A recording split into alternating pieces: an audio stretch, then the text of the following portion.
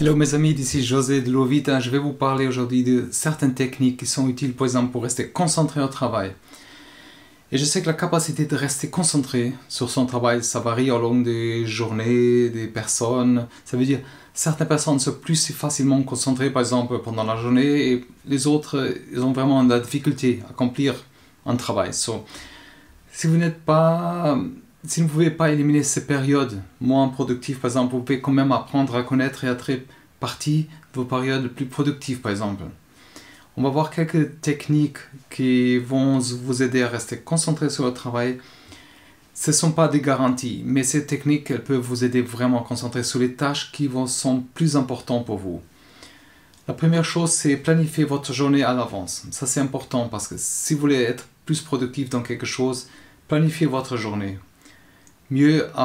C'est mieux avant le jour avant, à la veille par exemple. La plupart des gens perdent par exemple beaucoup de temps à faire par exemple leur liste de tâches à faire, mais au lieu de faire le travail par exemple, au lieu de passer du temps à faire par exemple des choses, ils passent des heures à relire par exemple des emails ou à faire ces listes. Mais au lieu de ça, si vous planifiez avant, par exemple, si c'est un agenda, une application, même une application ou un calendrier, ça c'est utile par exemple et c'est une stratégie efficace par exemple pour accomplir ces tâches le lendemain. Et la clé, par exemple, la clé de cette gestion, par exemple, c'est de développer par exemple ses habitudes et avoir certains schémas. Ça veut dire planifier sa journée en avance et par exemple vraiment efficace par exemple pour prendre certaines nouvelles habitudes. Essayez par exemple de tout ce qui est bureaucratie de faire en premier et transférer tout le reste qu'on peut à certaines autres choses ou même à déléguer. Il y a des outils numériques aujourd'hui pour aider à gestionner et à clarifier certaines choses. Ça nous évite par exemple d'être plus distrait pendant le temps qu'on travaille. Par exemple, après une réunion, vous pouvez noter tout de suite les actions ou les choses à faire et transférer tout ce qu'on peut dans cette liste de tâches ou à quelqu'un d'autre. Vous pouvez même ajouter donner les priorités à ces tâches et des échéances par exemple. Éviter ces distractions, c'est super important. Et une forme d'éviter par exemple, c'est éteindre le téléphone. Par exemple, pendant qu'on fait quelque chose, par exemple, les réseaux sociaux aussi, ces appels, ces notifications par exemple. Et laissez tout en mode silencieux en tout cas. Et vous pouvez par exemple concentrer et terminer quelque chose beaucoup plus facilement, avec beaucoup plus d'efficacité. Ça veut dire, et par exemple, quand on consulte trop souvent le téléphone, des courriers, on peut par exemple être distrait et changer par exemple tout notre comportement. On est complètement, après on peut se perdre dans cette stratégie par exemple. Bloquer par exemple certains sites qui par exemple, peuvent te distraire. Concentrer alors sur le travail. Et une autre manière par exemple c'est de fixer par exemple des heures précises pour travailler et faire certaines tâches. Comme j'ai dit, le calendrier c'est une moyen de rester sur cette bonne voie, quoi. Vous devrez par exemple efforcez pas d'arriver à une certaine heure pour faire certaines choses tous les jours et planifier les tâches pour le lendemain aussi la veille. Et vous n'aurez pas, par exemple, vous évitez par exemple ces interruptions constantes parfois. Vous pouvez éviter par exemple ces distractions aussi. Ça, si par exemple on respecte un horaire fixe. Évitez par exemple aussi faire des tâches, ces multitâches, ces multitasking, ça veut dire. Ça, il y a beaucoup d'inconvénients, par exemple. Elle nous réduit, par exemple, la productivité, mais aussi la qualité de notre travail, par exemple. Également, c'est un problème pour la concentration. Et notre attention, c'est clair. Lorsqu'on doit gérer plusieurs choses en même temps, on risque d'oublier certains détails qui sont importants. Et par exemple, le cerveau n'est pas conçu pour ça, pour traiter toutes ces choses en même temps. Ça veut dire, si on fait ces choses en même temps, par exemple, on risque d'avoir des erreurs et même nous blesser parfois, d'avoir des accidents.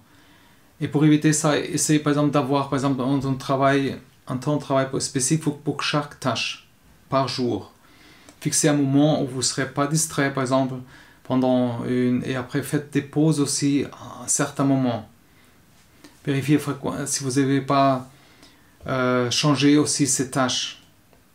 Vous avez par exemple, si vous ne planifiez pas, par exemple, vous devriez par exemple refuser certaines choses. Essayez d'expliquer votre situation et assumer certaines responsabilités et des tâches supplémentaires si c'est nécessaire. Alors, c'est acceptable de faire du multitâche, par exemple pendant réunion quand ils sont un peu ennuyeuses, un truc comme ça, mais les faire en dehors de ça, c'est une mauvaise idée.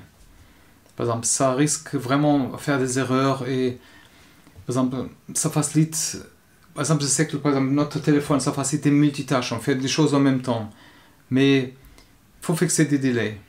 Et par exemple, fixer un délai, c'est un défi parfois. Mais c'est une manière d'améliorer par exemple la productivité et la note finale, ça veut dire le résultat final.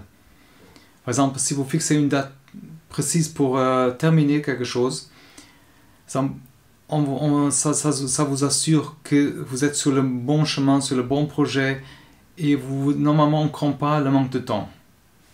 Ça oblige vraiment à être réaliste parfois.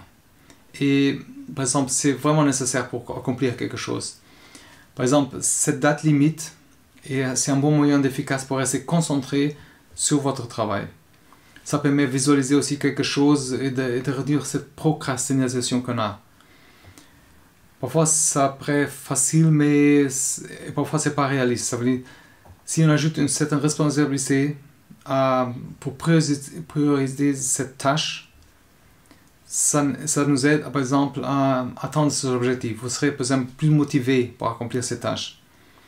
Mais comment est-ce qu'on peut, par exemple, fixer une date limite pour quelque chose? Mais ça veut dire, si on fixe une date, on a toujours un ordre de priorité, en fonction, par exemple, de quelque chose qu'on veut attendre. Et si on détermine, par exemple, les tâches les plus importantes, et ces facteurs qui font la différence, par exemple, on peut progresser rapidement et avoir les résultats plus tôt. Par exemple, si vous classez ces tâches par ordre de priorité, vous serez plus facile à rester concentré et accomplir vraiment ce travail. Ça veut dire, ça peut être utile dans n'importe quelle situation parfois, mais les délais doivent être utilisés pas comme une excuse, mais comme un fait. Ça veut dire qu'il ne faut pas procrastiner. Par exemple, faire des pauses, c'est aussi important. Par exemple, faire des pauses pour faire travailler son corps et son esprit, par exemple, quelque chose de différent peut stimuler vraiment notre énergie, et se concentrer mieux après dans le travail. Pour augmenter, par exemple, ce niveau d'énergie, faire une pause vous permet d'améliorer votre clarté mentale, votre capacité à résoudre des problèmes. Prenez temps pour vous aussi. Et pour récompenser de votre travail, de chaque tâche.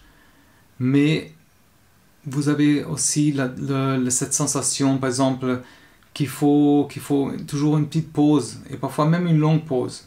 Par exemple, une activité à plein air, ou faites quelque chose pour soulager le stress. Une promenade, comme j'ai dit, ça nous améliore notre humeur, notre concentration. Par exemple, si vous êtes sans vacances pendant un moment, vous êtes coincé dans le bureau pendant longtemps, faites une pause, faites quelque chose pour vous. C'est important, c'est vraiment super important. Et par exemple, les études ont montré que par exemple, même des petites pauses, ça stimule notre créativité, notre émotion, notre motivation aussi.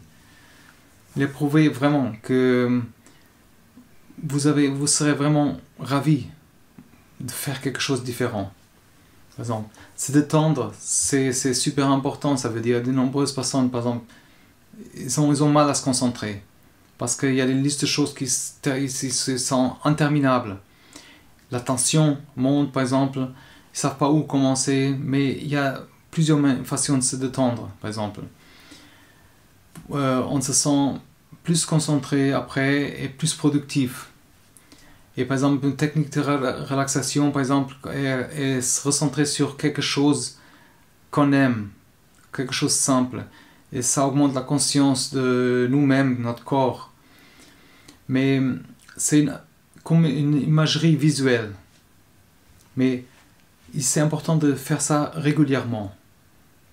Par exemple, ça nous détend et même quoi que ce soit, tout ce que vous pouvez faire pour vous relaxer, c'est important. Et essayez par exemple ce genre d'imagerie guidée. Par exemple, vous concentrez sur quelque chose et ça projette certaines images dans votre esprit. Essayez de trouver par exemple quelque chose qui vous détend et que vous relaxe. Ça renforce une image positive de vous-même par exemple. Et ça, par exemple, ça utilise aussi par exemple cette structure pour fixer un cadre pour terminer quelque chose. C'est important par exemple.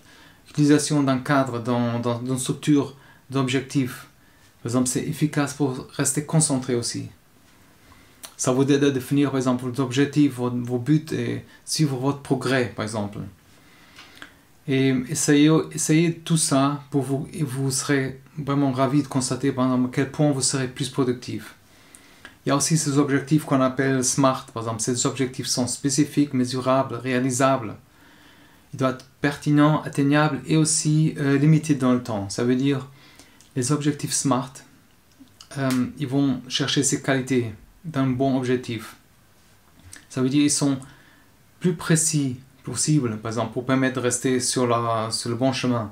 Vous pouvez également les utiliser pour fixer des objectifs personnels, à condition, par exemple, qu'ils sont pour vous aussi réalisables, ça veut dire spécifiques. Vous pouvez même les utiliser pour mesurer des performances par rapport à des autres objectifs. Par exemple, pour fixer ces objectifs SMART, il faut déterminer à certains domaines les utiliser pour améliorer des délais, par exemple. Si vous avez, par exemple, du mal à rester concentré sur votre travail, utilisez ces structures du SMART, des objectifs SMART. Ça peut vous aider à fixer ces objectifs. Et vous serez, par exemple, plus concentré, motivé, par exemple. Et vous pouvez aussi préparer et réussir à profiter des avantages avec tout ça. Alors, si vous avez besoin d'aide, j'ai aussi dans les descriptions, dans tous les liens et ressources que j'ai expérimentés, que j'ai utilisés et que j'ai recherchés, jetez un coup d'œil, regardez qu'est-ce qui peut vous aider. Laissez-moi savoir dans les commentaires. Et surtout, restez motivé. Et comme je disais, vous pouvez partager aussi avec quelqu'un à qui ça peut aider. Mais surtout, il faut vraiment se motiver, se rester concentré et avec courage. Courage, c'est nécessaire. Mais en tout cas, merci beaucoup d'avoir écouté. À la prochaine. Tout de bon.